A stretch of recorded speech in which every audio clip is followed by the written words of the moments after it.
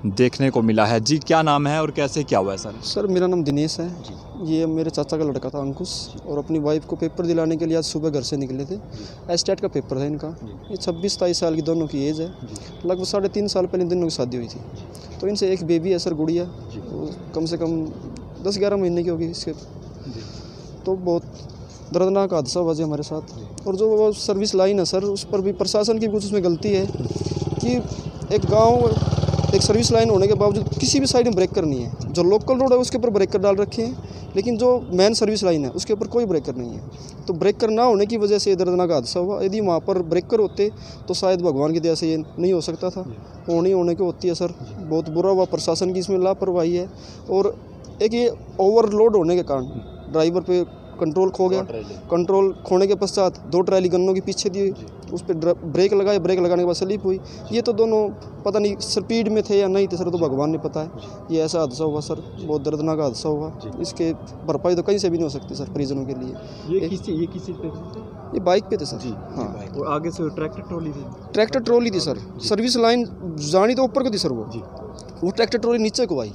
Flyover underpass बना हुआ है, अंडरपास के ऊपर से जानी थी वो, लेकिन वो सर्विस लाइन से नीचे, ड्राइवर सर्विस लाइन से नीचे से लेके आया। तो वहाँ पे ये हादसा हुआ। अंडरपास बना हुआ है, ये पानीपत की तरफ से आ रहे थे, वो उस तरफ से आ रहे थे।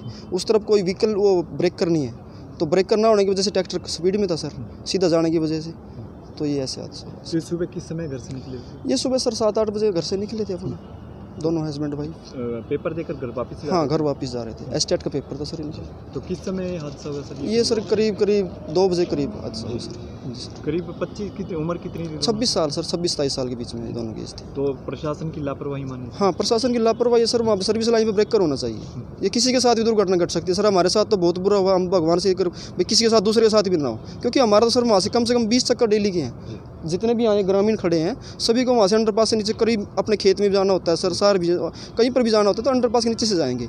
तो वहाँ पर ना तो कोई सिग्नल भी इतना अच्छा नहीं दे रखा है, और एकदम अंडरपास भी वो नीचे जाके है सर।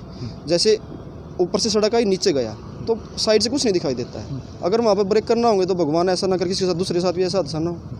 तो हम प्रशासन से जो लापरवाही हुई है उसके खिलाफ भाई, जो ठेकेदार है जिन्हें वो अंडरपास बनाया है, रोड बनाया है, उनके खिलाफ भी सख्त से कार्रवाई की जाए। क्योंकि यदि ऐसे हादसे होते रहेंगे तो एक अकेला लड़का था सर, परिवार में कुछ भी नहीं रहा। 3.5 साल पहले शादी हुई थी, एक मम्मी और एक पापा रह गए, एक गुड़िया रह गई। क्या रहा? कुछ भी नहीं, सब समाप्त हो गया।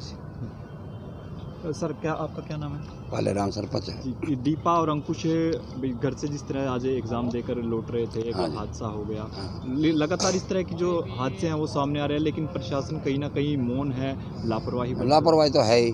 लापरवाही ना होंगी जो ब्रेकर होंगे ना, ट्रैक्टर लेकर आया था, कुछ तो रोकोट होंगी, ब्रेकर पर देख के चल रहा है, नहीं ट्रैक्टर से रुक जाए ब्रेकर पर, जो स्पीड में अंदर ब्रेकर नहीं थे, ब्रेकर के है ना वजह से यू कान रहा है, और कुछ नहीं। ब्रेकर प्रशासन इस पर लगता है भाई कोई पकड़ नहीं है, भाई लापरवाही लगातार लापरवाही तो आप ही दिख रहा है, हमने दिख रही कुछ तो है नहीं। ठेकेदार की लापरवाही है, ठेकेदार का हक पड़ा दोनों पर साइड में।